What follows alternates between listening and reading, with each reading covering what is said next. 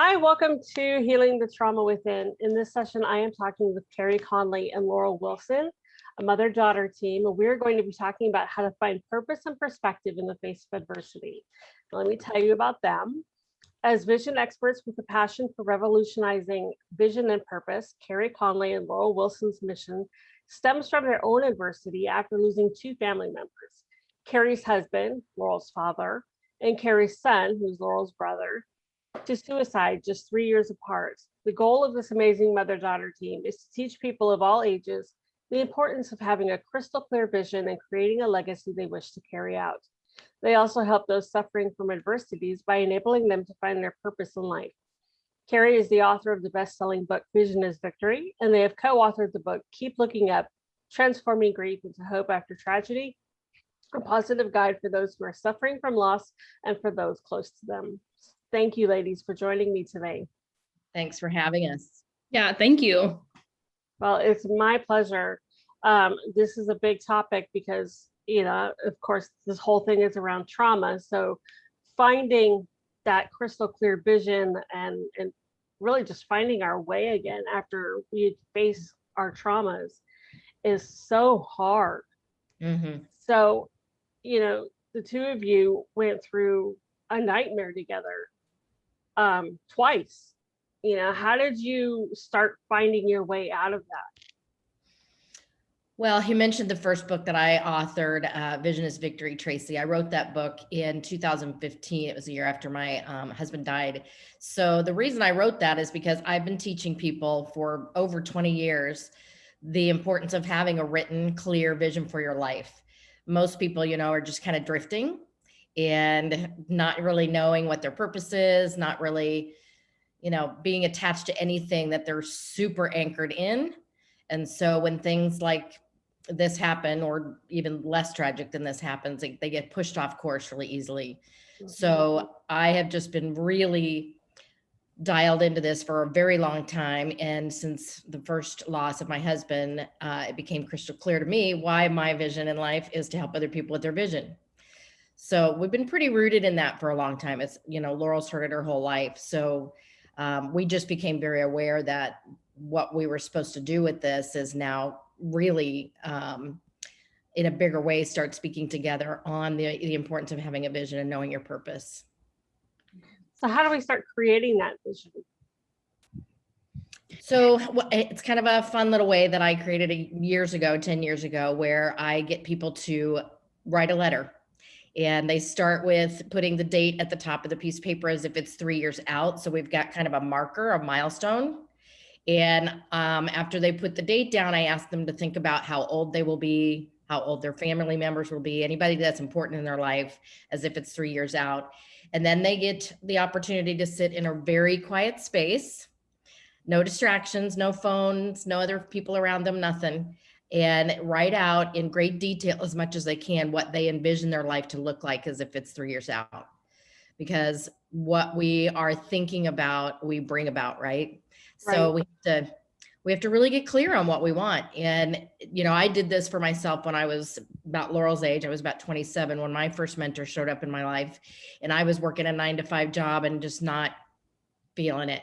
I just did not do the 9-to-5 gig well. So she was the first person who told me that I could create my life to look like anything I wanted it to be. So I sat down and wrote my first vision many, many, many years ago. And that's how this came to be. Wow. Yeah. Okay. And, one of the next things that we'll do with people too, whenever we walk them through writing a vision, because a lot of times when we explain how to do it, or, when we first have people do it, they're like, okay, this is amazing. And most of the time they feel super helpful and excited after. And then the next feeling that comes is, okay, that's 3 years out. That's a lot. How do I take this to what I can do now, especially when you're in a place of grief and confusion and there's already so much chaos happening. Doing that, like I said, can bring hope. And then it's like, oh my gosh, this is more to deal with. So we'll always take them through one small step that they can start taking in that direction of what those things are that they wrote down, whatever, section it's in, whether it's your fitness, your finance, your faith, your family, figuring out, okay, what is one thing I can do this week to start moving in that direction? And then from there, what is one thing I can do the next week to start moving in that direction? Because we tend to focus as humans naturally on the how instead of the why this needs to happen. So we try to work with people being like, okay, we got this beautiful vision. It's amazing. It's giving you hope, but let's figure out how you can just start moving in that direction and letting the rest take over. Right. What about for those who are listening who think, gosh, 3 years from now, that just sounds, so far in, I just can't picture what my life would look like in 3 years. There's just no way I can picture what it would look like next week, let alone 3 years. How do they overcome that?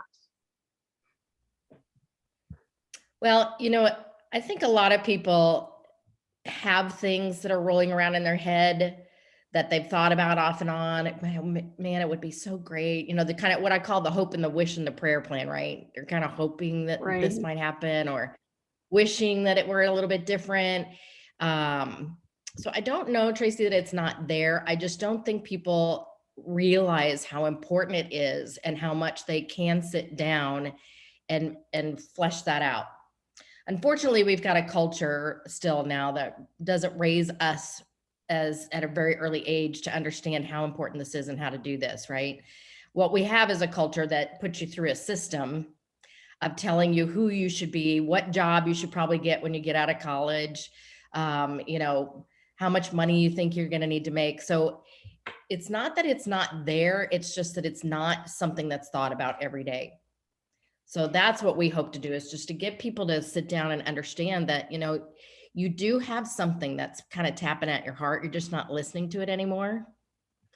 And we want to give you that space and that time to write it out, to figure it out. And it may not come right like that, especially if you've drifted so far off.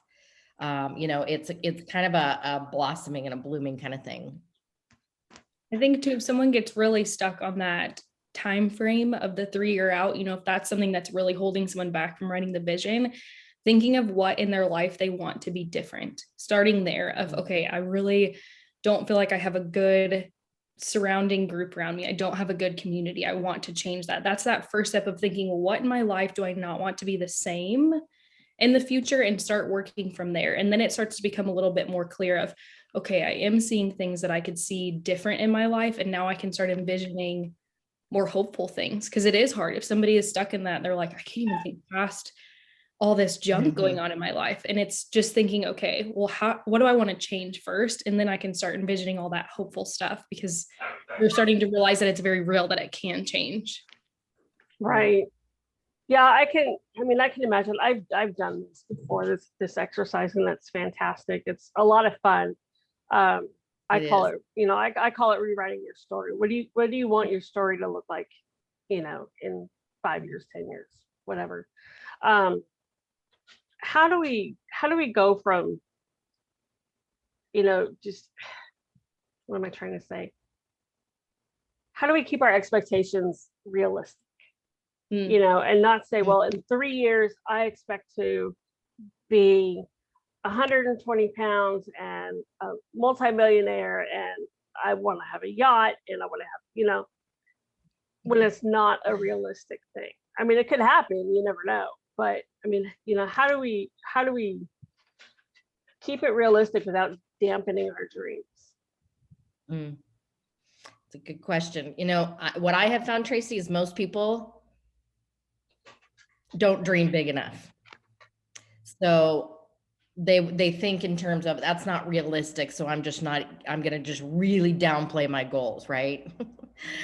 So more times than not, people don't make that big of a dream. They make it this big when I get them to stretch it just a little bit more, because there's a belief thing that's happening here. They're really kind of telling themselves, I'm going to write this down, but I really don't think it's going to happen. And I'll tell you the other thing, the people that I have walked through this, that have written some really big dreams down, it's again, that law of attraction thing. Things start happening faster than they think, right? Like they'll put something so far out, 3, 5, 10 years, because they don't think it's realistic. But when they start really focusing on it, and they start taking some baby steps, and they start opening up the possibility that it's there and it can come, I'll get phone calls from people going, you are not going to believe what happened today. It's that amazing. So I don't like the word realistic, to be honest with you, because I find that most people, totally set really too comfortable of a goal because they don't think that anything is possible for them on that bigger realm. I can see that, especially when we're coming out of adversity, coming out of trauma, and we're already feeling beat down. The last thing we want to or can think about is, what could actually truly be. And like you said, with law of attraction and all of that, there's so much that you can do, be, have, but we just tend to think small. So we got to get these women to start thinking bigger. How do we get these women to start thinking bigger? Well, I can attest to that, I heard this for so long in my life, watching my mom teach it to people much more on a business scale, more of writing a vision letter with a lot of entrepreneurs. And then when we lost my dad when I was 20, we started realizing how all along it made sense of why she was teaching vision. And then it started to shift of how we wanted to teach everyone vision, not just business owners, because we were realizing how important that was for honestly mental health and joy and, figuring out what really matters to you.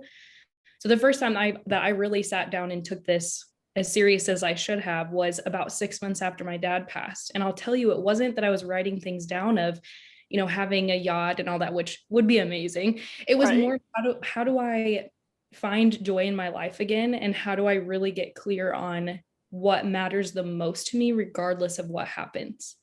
So it kind of shifted my mindset a little bit. Of course I wrote materialistic goals too and business goals, but it mattered so much more of me finding myself again and then having something that was going to ground me, because little did we know we were going to go through another loss. And because I had that vision that was so much more foundational about who I was and who I was surrounded with, it became even more clear and more relevant in my life. So when we teach people to write goals with their vision after, we actually changed the word in the SMART goals from realistic to relevant. So when people get to the R in SMART, we ask them to write goals that are relevant to their vision and who they are foundationally and what their life is going to be and the legacy that they're leaving. So we always want to, have people think a little bit more in depth with the vision instead of just very specific goals, if that makes sense. More goals, yeah. Yeah, for sure. Right. Yeah. I like that. I like, how you thought about more, how do I find more joy in my life? How do I find myself again? That kind of thing. I think those are the visions that we really need to focus on. I'm glad you said that. Yeah, it just became very real to me that, there's a quote, I guess, that has become relevant as we use that word again for us, but it's the one that my mom loves. It's write your vision in pen.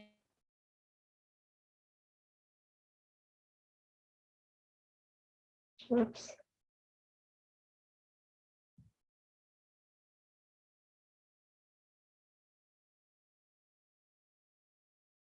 And the joy that we have, that no matter what happens, that's always going to remain the same. Yeah, you kind of froze up a little bit there for me. Can you repeat that quote that you were just about to say? Yeah, it's write your vision in pen and your path in pencil. Perfect. I like that, because the what is a solid foundation, but the how can change. And I think I know I am one of those that I am so focused on the how sometimes that I forget to just let it go and let the universe do its job. So, how do we let go of the how? It's a daily practice. Totally. True. Yeah. And I'm speaking for myself. I'm very much by nature a doer. Have the list, make the plan, map the plan. But specifically after what we've been through the past 7 years, I've let a lot of it go. I'm still working on it every single day because I'm more comfortable when I have the doing and the lists going, and to let it just be and to come it's uncomfortable for some people, right? Yeah. But I've learned that when I do that, it usually goes way better than the plan I had. And faster. Simple. Yes. Most often. Yeah. And sometimes a little different too, but yes, always surprises There's always Always. surprises. Yes. Yeah.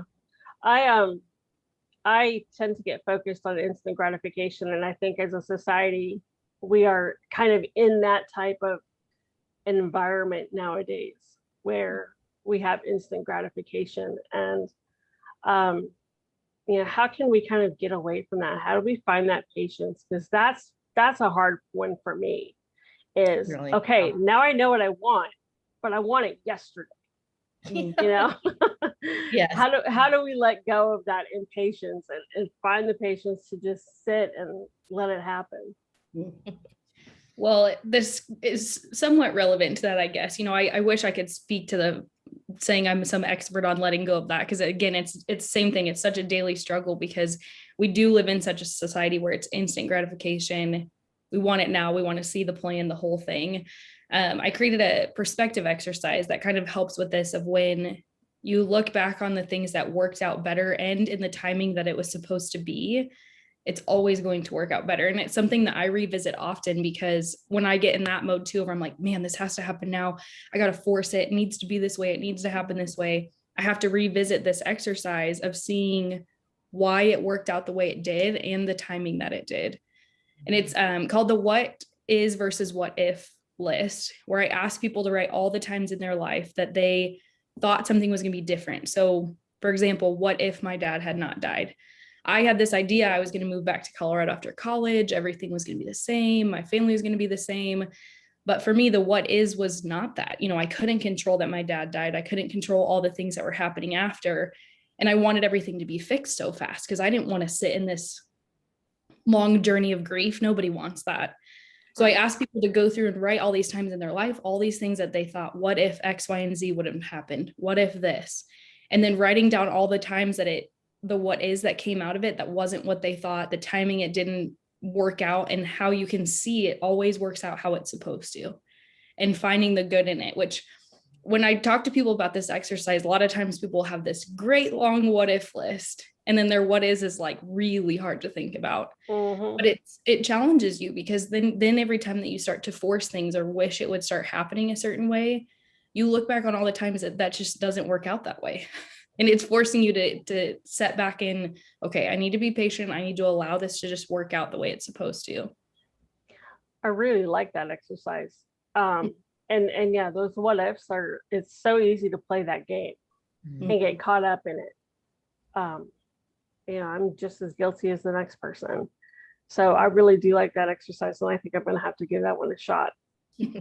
Well, it's become super relevant after last year. I used it. I spoke recently in Ohio to a group of hospitality people. A lot of them had lost their jobs. They lost a lot of their employees, this whole thing. And it was interesting that I was speaking to that, because I've spoke so much about people losing loved ones, or, people experiencing loss by suicide. And here I was talking to people losing their businesses and realizing, grief and this trauma and all these things come in such different forms. Mm-hmm. So for all of them, they were writing out scenarios of, well, what if the world hadn't shut down last year? Their lives would have been different. And I forced them to think about all the good things that did come from the changes that were happening last year. So it's interesting that this exercise is relevant for a lot of different scenarios too.